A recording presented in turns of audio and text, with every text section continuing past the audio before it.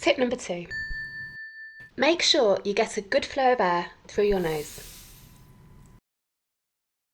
A blocked up nose is one of the biggest causes of these nocturnal noises, aka snoring. Next time you have a cold, you'll know what I mean.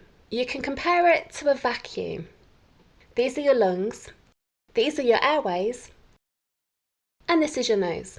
When it's blocked, it makes interesting noises.